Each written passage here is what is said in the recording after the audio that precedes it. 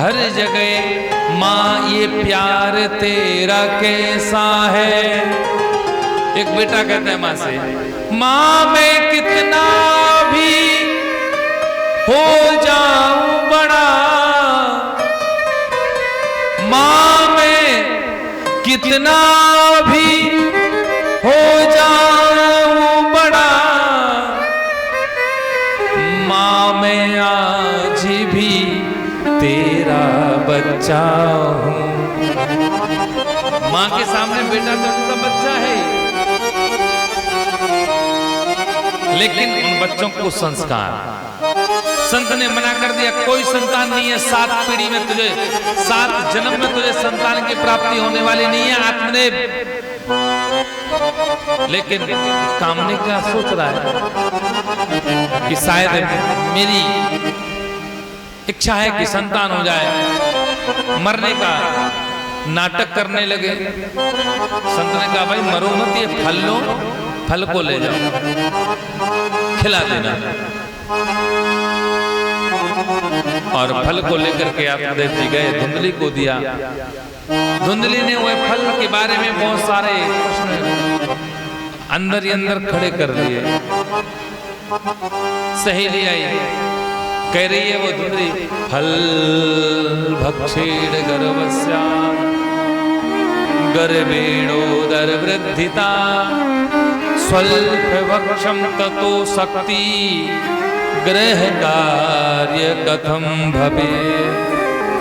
देखिए कितना सुंदर ये श्लोक है। फल भक्षेण गर्भस्या, दूषित पत्नी, जिस पत्नी का मन खराब हो, वही पत्नी तो यही सोचते हैं, फल भक्षेण गर्भस्या। अगर मैंने इस फल को खा लिया, वो एक धुंधली सोच रही है, उन फलों में होता है जादू टोना। फल भक्षेण गर्भस्या, फल खाएंगे तो शायद मेरा गर्व बढ़ेगा, और गर्व बढ़ेगा तो हम भोजन सही से नहीं कर पाएंगे। इसलिए और जब स्त्री गर्भवती होती है, कहीं गांव में बाढ़ आ गई तो मैं तैर नहीं पाऊंगी, डूब जाऊंगी, मर जाऊंगी। और कहीं गांव में मेरी झोपड़ी में आग लग गई तो भी नहीं दौड़ पाऊंगी, तो मर जाऊंगी। फल भक्षेण गर्भस्या। आत्मदेव जी फल लाए तो उन्हें दे दिया। अब आत्मदेव का दोष नहीं है, पंडित जी का दोष नहीं है, इसमें दोष है उस स्त्री की सहेली का। कहते मित्र आपके पास में ऐसे हो, नौकर आपके पास में ऐसे हो, आपकी फैमिली में लोग ऐसे हो जो अच्छी सोच रखते हो। आपका ड्राइवर, आपके नौकर और आपके दोस्त मंत्रा की सोच वाले नहीं होना चाहिए,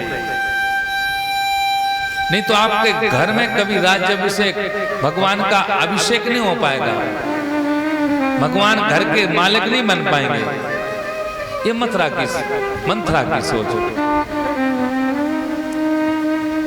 पत्नी बहुत कुछ सोच रही है, फल भक्षेण गर्भस्या गर्भेणोदर वृद्धिता स्वल्प भक्षम।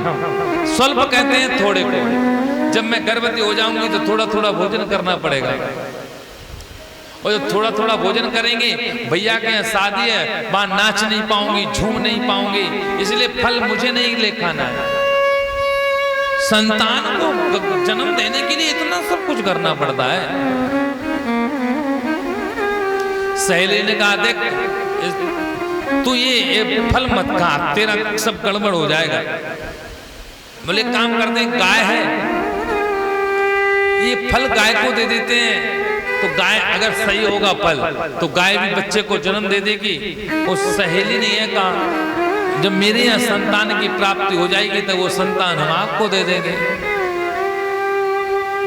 आप मुझे धन दौलत दे देना, आदान प्रदान हो जाएगा। वैसा ही हुआ, संतान की प्राप्ति हुई। धुंधली ने बहुत सारे उपचार भी किए, गर्भ को बढ़ाया, 9 माह तक कपड़े इत्यादि से बढ़ाया, सहेली के यहाँ बच्चे ने जन्म लिया, धुंधली को दिया, धुंधली ने बहुत सारा सोना चांदी उसको सब दे दिए। और फिर इसके बाद धुंधली उस पुत्र के लिए नाम रखना चाहती है, तो आत्मदेव जी ने कहा मेरा नाम आत्मदेव है, अब मैं अपने पुत्र का नाम परमात्मदेव रख देता हूं। तो बंधु धुंधली ने मना कर दिया, बोले नहीं, मेरा नाम धुंधली, इसलिए इसका नाम धुंधकारी रखूंगा। और एक बात तो सत्य है, जैसा नाम होगा वैसे गुण होंगे। पहले के समय में नाम बहुत अच्छे होते थे, भगवती, रामवती, तुलसीबाई, तुलसा देवी,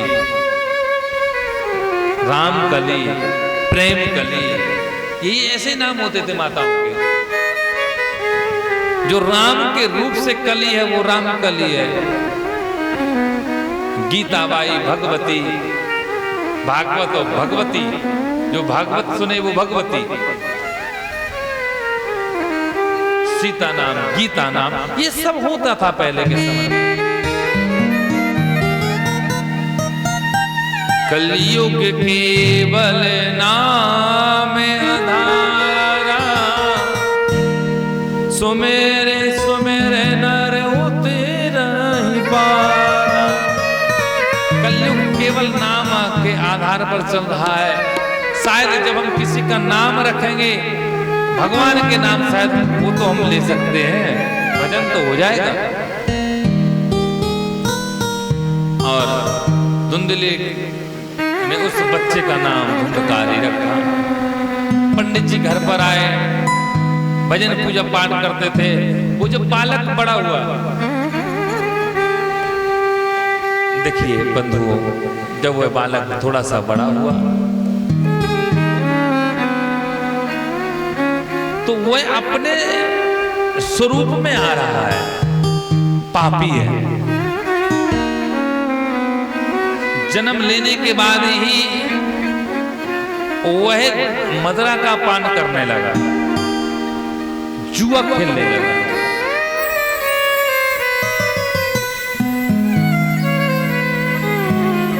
पंडित जी वो देख रहे हैं कि जिस घर में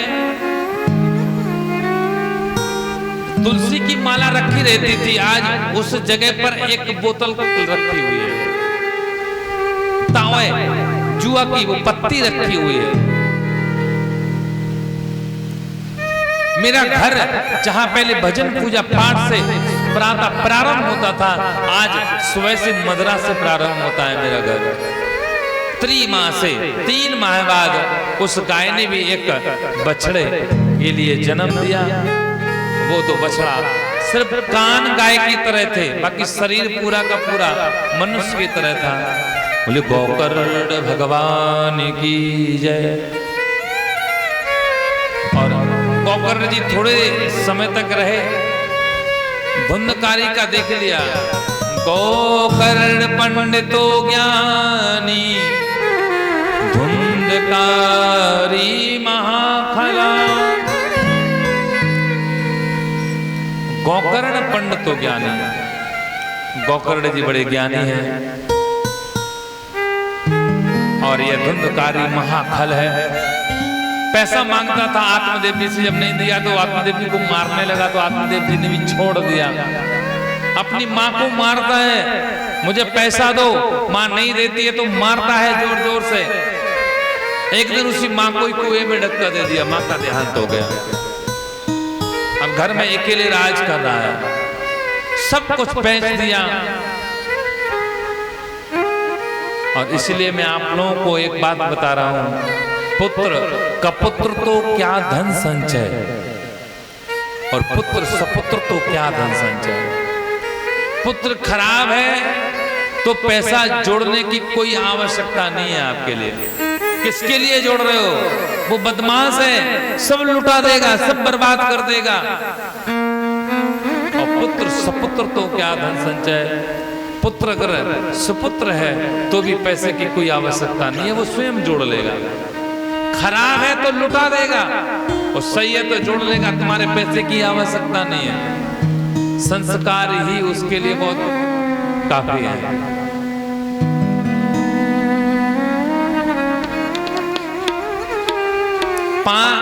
बाद में यह धुंधकारी ने 5-5 वेश्याओं को रख लिया, 5 पत्नियों को। और यह धुंधकारी जुआ खेलते खेलते फिर चोरी करने लगा। बहुत सारी चोरी की। एक दिन किसी के बड़े जो राजा होते हैं, राजा के घर में भी चोरी की। और राजा के घर में जब चोरी की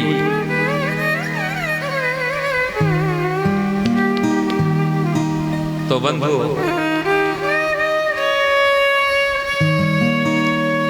तो 5 पत्नियों ने एक विचार बनाया कि आज इसने राजा के घर में चोरी की, कल किसी बड़े घर में और चोरी करेगा। आज नहीं पकड़ा जाएगा तो कल पकड़ा जाएगा, लेकिन पकड़ा जाएगा। 5 पत्नियों ने विचार बनाया और उसको मारने की एक मीटिंग की। और रात्रि के समय बढ़िया भोजन बनवा करके, जब किसी की पत्नी अपने आप बिन बोले अगर सुंदर भोजन बनाए, 2-4 व्यंजन ज्यादा बना ले, चटनी बना ले, तो समझ जाओ कि इस स्त्री के लिए कोई काम आ गया, या कोई सामान चाहिए, या साड़ी चाहिए, या कहीं घूमने जाना है। जो अचानक से अपना व्यवहार बदल दे, जो कभी बोलता नहीं हो अचानक से बोलना चालू कर दे, और जो ज्यादा बोलता हो चुप हो जाए, तो समझ जाना इसको कोई काम पड़ गया।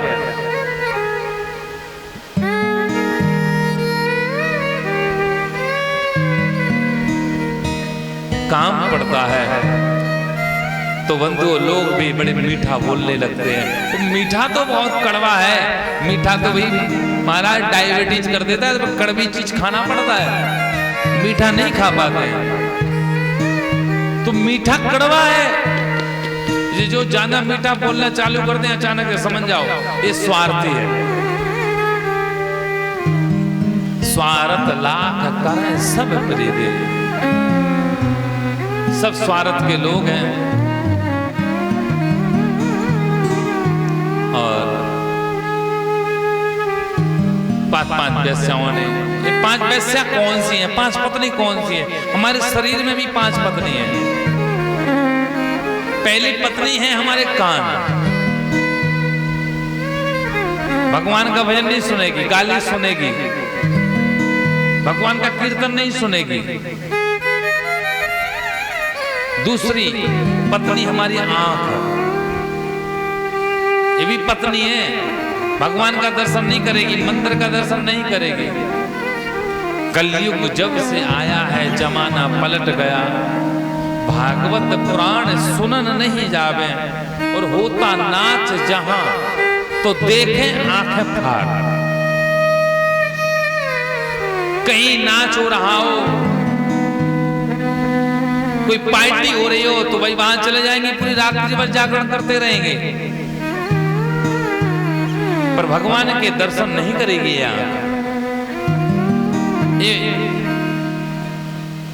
एक हमारी नाक भी एक वैश्या पत्नी है, भगवान की खुशबू को नहीं लेती है, और दूसरी खुशबू आ जाए तो चले पहुंच जाते हैं।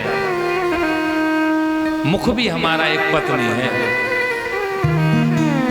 मुख ने अगर इस मुख ने भगवान का भजन नहीं किया तो यह मुख है गूंगे की तरह। कानों ने भगवान का भजन नहीं सुना तो यह कान कैसे बोले सांप के बिल की तरह।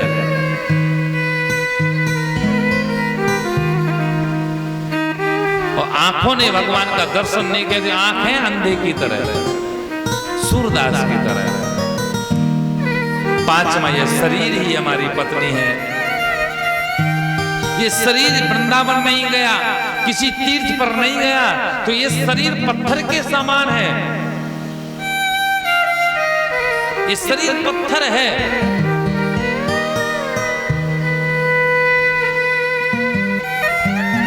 और उन स्त्रियों ने 5 ने मिलकर के धुंधकारी को मारना चाहा, तो पर मर नहीं रहा है। बड़ा पापी बहुत देर में मरता है। देखिए हमारे लिए 3 वस्तु पहले से मिली हुई हैं। आप लोगों ने देखा होगा कई लोग हॉस्पिटल में भर्ती रहते हैं, पता चला कि उनको 3 महीने हो गए, उनको वो ग्लूकोज वाली DNX और वो RLX कौन सी बोतल आती है वो परमानेंट लगी रहती हैं, हॉस्पिटल में डले हैं।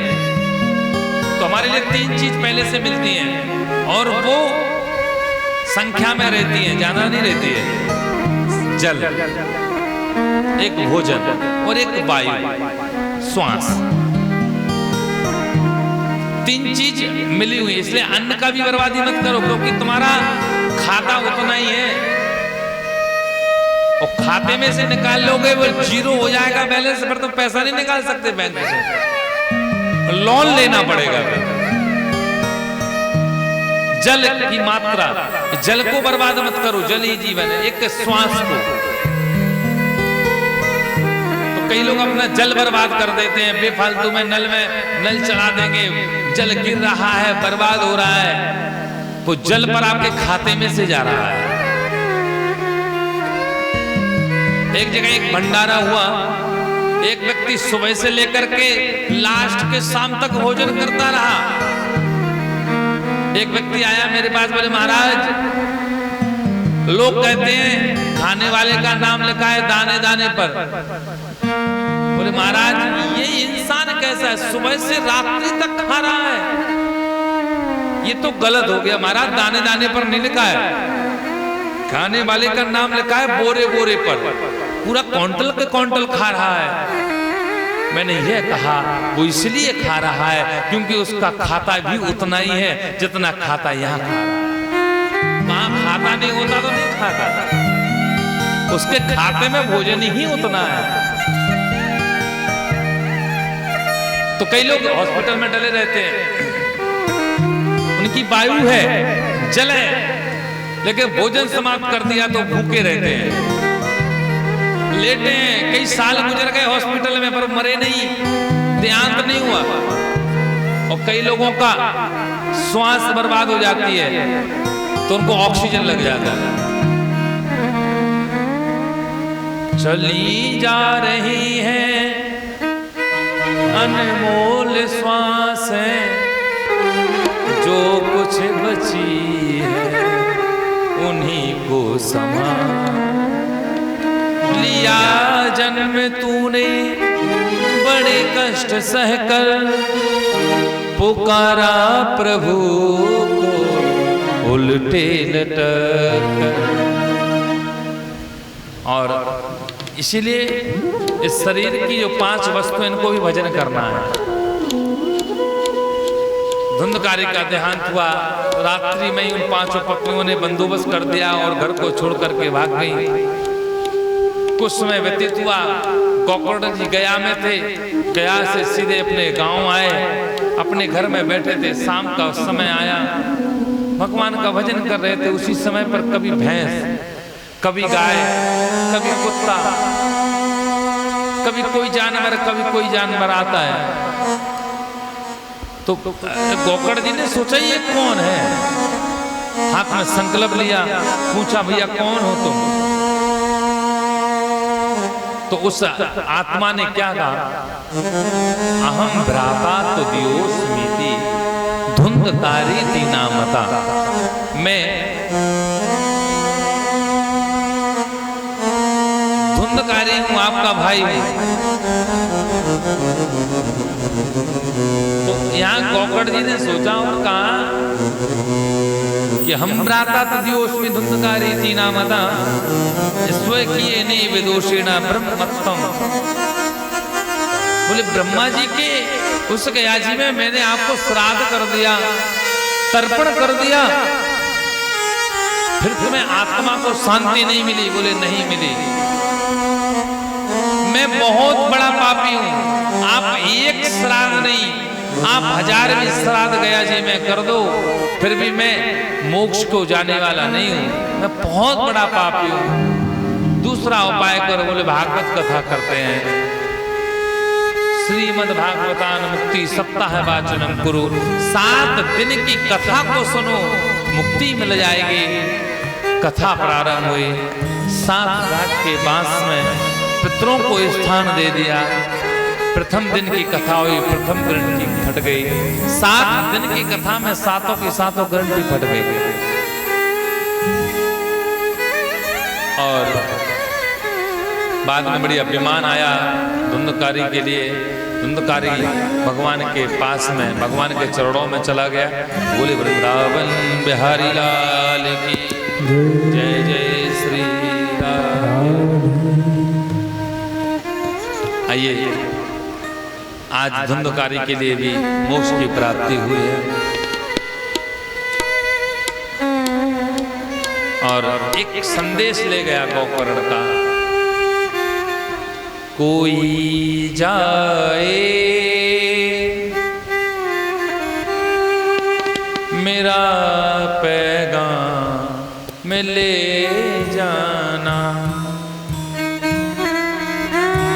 तो आइए, कोई जाए जो वृंदावन मेरा पैगाम में ले जाना।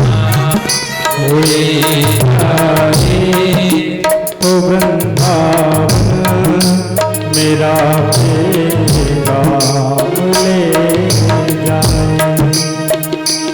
जाए जो वृंदावन मेरा पैगाम ले जाना। कोई जाए तो वृंदावन मेरा पैगाम ले जाना।